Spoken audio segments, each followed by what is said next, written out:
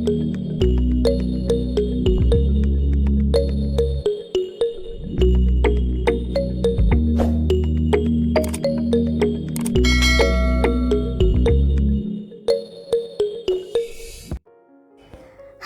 എല്ലാവർക്കും നമസ്കാരം. നമ്മൾ പൊതുവെ സദ്യയ്ക്ക് പോയാലും അതല്ലാതെ വീട്ടിലുമൊക്കെ ഉണ്ടാക്കുന്നൊരു കറിയാണ് രസം. രസം പൊതുവെ ദഹന പ്രക്രിയയെ ഒരുപാട് ഹെൽപ്പ് ചെയ്യുന്ന ഒരു കറിയാണ്. അസുഖങ്ങളുണ്ടെങ്കിലും ഇല്ലാത്തപ്പോഴും കഴിക്കാൻ പറ്റുന്ന ഒരു കറി കൂടിയാണ് രസം. നമ്മൾ പൊതുവെ രസപ്പൊടി കടകളിൽ നിന്ന് വാങ്ങിക്കാറായിരിക്കും പതിവ്. അതൊന്നുമില്ലാതെ വീട്ടിൽ തന്നെ ഒരു അഡൾട്രേഷനും ഇല്ലാതെ നമുക്ക് എങ്ങനെയാണ് രസപ്പൊടി ഉണ്ടാക്കാമെന്ന് നോക്കാം. വളരെ ഈസിയാണ്. അപ്പോൾ എല്ലാവരും ഒന്ന് ട്രൈ ചെയ്ത് നോക്കൂ. ഇഷ്ടപ്പെട്ടാൽ സബ്സ്ക്രൈബ് ചെയ്യാനും ലൈക്ക് ചെയ്യാനും കമൻറ്റ് ചെയ്യാനും മറക്കരുത് കേട്ടോ. അപ്പം നമുക്ക് എങ്ങനെയാണ് രസപ്പൊടി ഉണ്ടാക്കേണ്ടതെന്ന് നോക്കാം. അതിനായിട്ടൊരു പാൻ വയ്ക്കുക. പാൻ ഒന്ന് ചൂടാവുമ്പോൾ അതിലേക്ക് ഒരു 7 ചുവന്ന മുളക് ഇട്ടിട്ടുണ്ട്. കൂടാതെ ഒരു 3 കാശ്മീരി ചില്ലിയും കൂടി ഇട്ടോ, പിരിയമുളക്, പിന്നെ കുറച്ച് കറിവേപ്പിൻ്റെ ഇല. എരിവ് നിങ്ങൾക്കനുസരിച്ചിടാം. ഇത് നന്നായി ഒന്ന് വറുത്തെടുക്കണം. ഡ്രൈ റോസ്റ്റ് ആണ്, എണ്ണയൊന്നും ഒഴിക്കേണ്ട ആവശ്യമില്ല കേട്ടോ. ഈ മുളകും കറിവേപ്പിൻ്റെ ഇലയും ഒക്കെ നന്നായി ഒന്ന് ചൂടായി കിട്ടട്ടെ.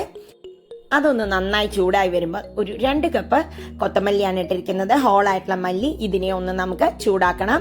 ഒരു 2 മിനിറ്റ്. ഇതൊരു ലോ ഫ്ലെയിമിലാണ് കേട്ടോ ചൂടാക്കുന്നത്, പെട്ടെന്ന് തന്നെ ആവും.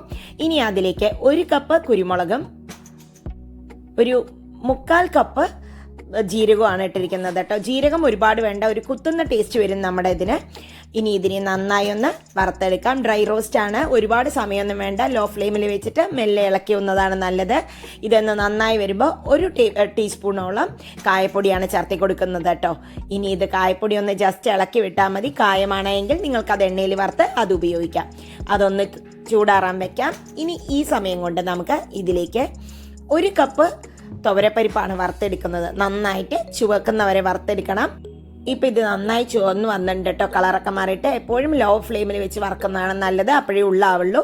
ഇനി ഇതും കൂടി നമുക്ക് ആ വറുത്ത് വെച്ചിട്ടുള്ള മല്ലിയുടെ മിക്സിലേക്ക് ഇട്ട് കൊടുക്കാം. ഒന്ന് തണുത്ത് വരുമ്പോൾ നമുക്കിതിനെ ഒന്ന് നന്നായി പൊടിച്ചെടുക്കാം. നല്ല ഫൈൻ പൗഡറായിട്ട് തന്നെ പൊടിച്ചെടുക്കണം കേട്ടോ.